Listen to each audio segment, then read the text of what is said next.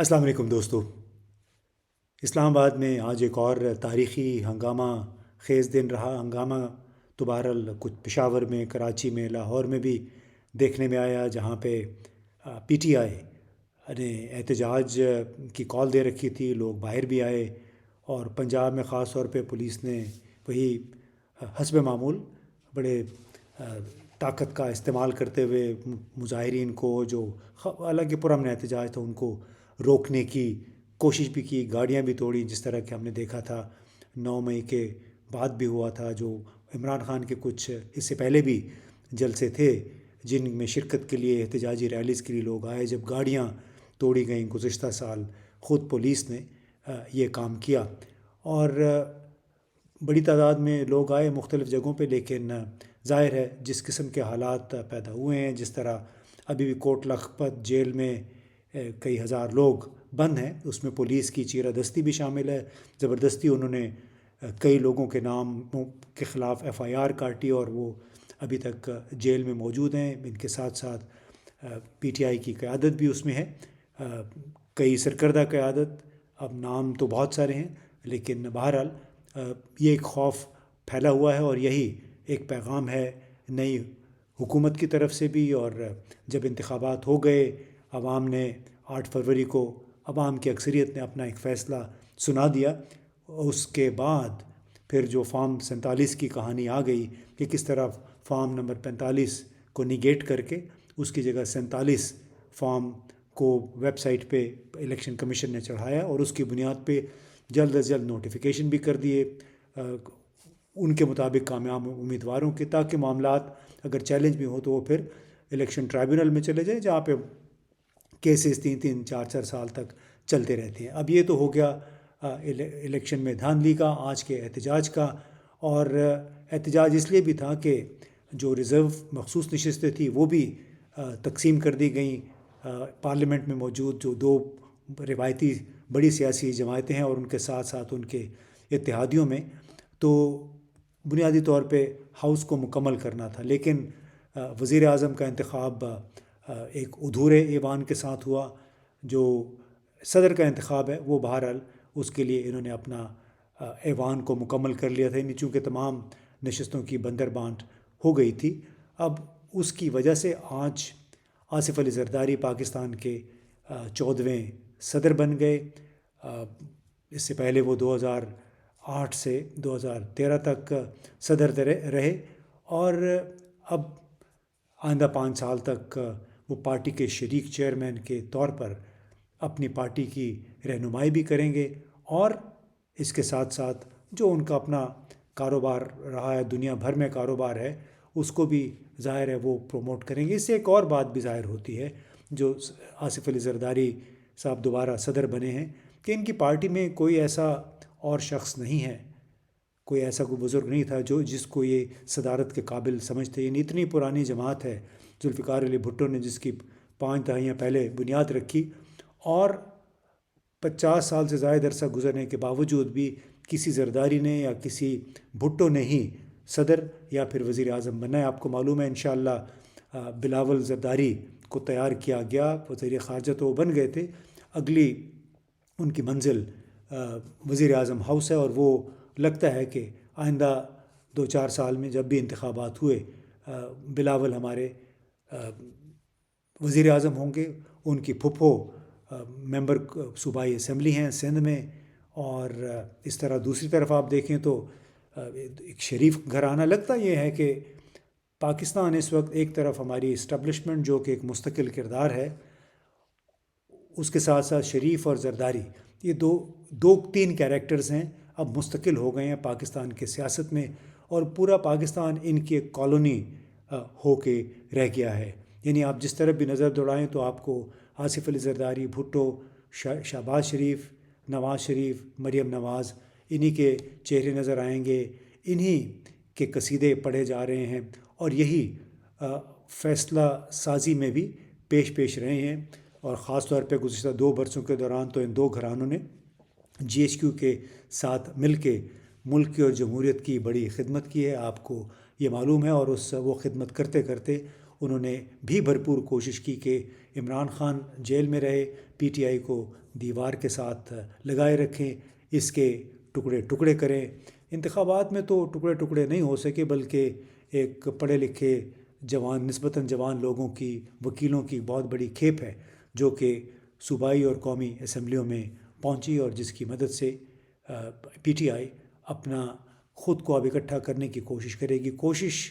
دوسری طرف سے البتہ ضرور ہے کہ اس پارٹی کو پاش پاش کر دیا جائے۔ بعض اوقات یہ بھی ذہن میں آتا ہے کہ جس طرح اسرائیل کے وزیر اعظم نیتن یاہو نے حماس کو مکمل طور پہ برباد کرنے، مکمل طور پہ ختم کرنے کا تہیہ کیا ہوا ہے، کچھ ایسا ہی تہیہ یہاں پہ بھی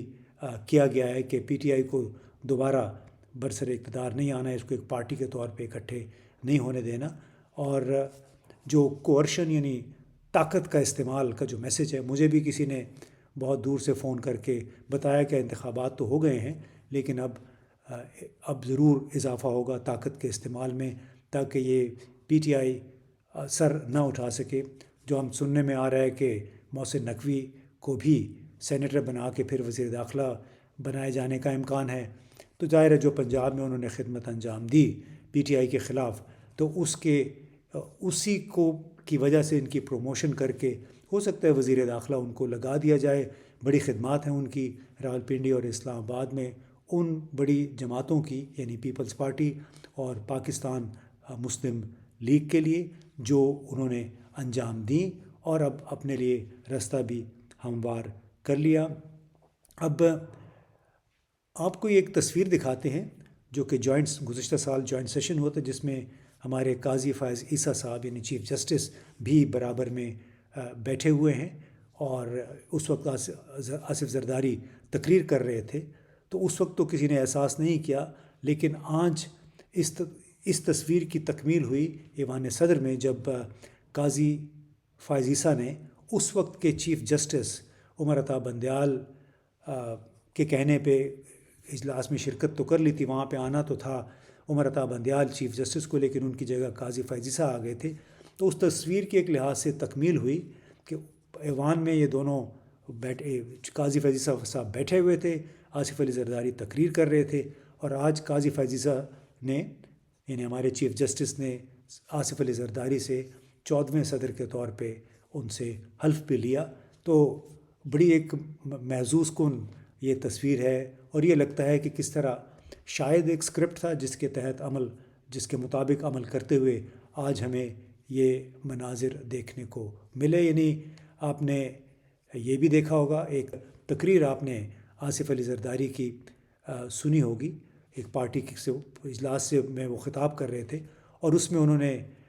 بڑے ایک دھمکی آمیز لہجے میں جرنیلوں کو، اس وقت کے جرنیلوں کو مخاطب کرتے ہوئے کہا تھا کہ آپ لوگوں کی تو 3 سال کا ٹینیور ہوتا ہے، آپ آتے ہیں جاتے ہیں، لیکن ہمارا راستہ آپ نے روکا تو ہم آپ کی اینٹ سے اینٹ بجا دیں گے۔ اور جناب یہ بات تھی کوئی دسمبر 2011 کی بات تھی، اور بڑی گھن گرج کے ساتھ یہ تقریر کی تھی، آپ بھی ملاحظہ کیجیے، دیکھیے اس میں انہوں نے کیا کہا۔ کشی کرنا چھوڑ دو، اگر ہم نے آپ کی شروع کی تو پتہ نہیں پاکستان بننے سے آج تک کتنے جنرلوں کی شروع ہو جائے گی۔ میں نہیں چاہتا کہ انسٹیٹیوشن ہمارے کمزور ہوں، اس لیے کہ ہمیں پتہ ہے کتنے کورٹوں میں کیس چل رہے ہیں اور کتنے چلنے والے ہیں، جس میں آپ کے بیٹی بھائی وہ اکیوزڈ ہیں۔ ان کی لسٹ لے کے جس طرح ہم نے پریس کانفرنس کی تو آپ کی اینٹ سے اینٹ بڑھ جائے گی، اور میں اس وقت جس میں پوری دنیا میں جب آپ کمزور ہو رہے ہو تو ہم آپ کے شانہ بشانہ کھڑے رہنا چاہتے ہیں۔ ہمیں پتہ ہے ملک کیا ہے، ہمیں پتہ ہے ملک کی قیمت کیا ہوتی ہے، ہم سمجھتے ہیں کہ یہ دھرتی کیا ہے، ہم سمجھتے ہیں کہ ہم نے قربانیاں دی ہیں اور یہ ہماری آرمی ہے، یہ ہمارا انسٹیٹیوشن ہے۔ آپ کے 3 سال رہنا ہے، اس کے بعد آپ نے چلے جانا ہے۔ تو جناب یہ تو تقریر تھی آصف علی زرداری، اور اس کے 2 دن بعد ہی حالات کچھ ایسے پیدا ہوئے کہ خاموشی سے صدر پاکستان آصف علی زرداری دبئی پہنچ گئے، بڑے خفیہ انداز میں۔ اس کی وجہ سے بڑی چیمیں گوئیاں ہوئیں کہ شاید انہوں نے فوج کو ناراض کر دیا تھا، اور اس وقت مجھے بھی بھارتی ٹی وی چینلز کی طرف سے فون آتے رہے کہ آپ کے صدر کیوں چلے گئے ہیں۔ بعد میں میرا خیال ہے کچھ لوگ تو درمیان میں انہوں نے بیچ بچاؤ کرایا، اور 4-5 دن کے بعد आसिफ अली ज़रदारी पाकिस्तान वापस आ गए थे। इस तरह वो अफवाहें दम तोड़ गई थी कि उनको फ़ारिग किया जा रहा है। लेकिन अब देखिए कि बड़ी एक रेजिलियंट की कहानी है ये, कि किस तरह 2011-12 से लेके 2024 में अब दोबारा वो सदर बन गए। एक ऐसा शख्स जिसके बारे में बेशुमार वीडियोस में नवाज़ शरीफ ने, शहबाज शरीफ ने न जाने क्या क्या कहा, उनको सड़कों पे घसीटने की बातें की, उनके पेट से वो पैसे निकालने की बात की जो कि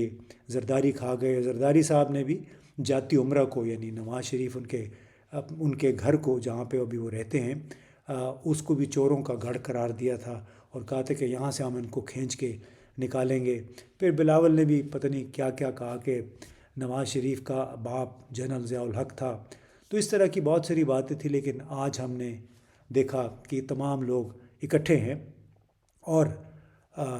उसमें किसी ने ये बड़ी दिलचस्प, और बल्कि ये बात मैं भूलने लगा था कि आसिफ अली ज़रदारी साहब के बारे में हाशवानी जो कि मैरियट होटल्स के मालिक हैं, हाशू ग्रुप ऑफ कंपनीज़ के चेयरमैन भी थे, उन्होंने अपनी किताब में बाकायदा ये लिखा था कि आसिफ अली ज़रदारी साहब की वजह से मैं पाकिस्तान छोड़ने पे मजबूर हुआ और जब तक ये शख्स सदर रहेगा मैं पाकिस्तान वापस नहीं आऊँगा। अब वो तो उधर ही रह गए हाशवानी साहब, लेकिन ज़रदारी साहब दोबारा सदर बन के वापस आ गए हैं। तो किसी ने ट्विटर पे लिखा था कि अगर आसिफ ज़रदारी की तरह आपके पास भी मुस्लिम लीग नून के कोई सबूत मौजूद हों, किसी आला शख्सियत के बारे में कोई वीडियो हो, कोई सबूत हो, तो और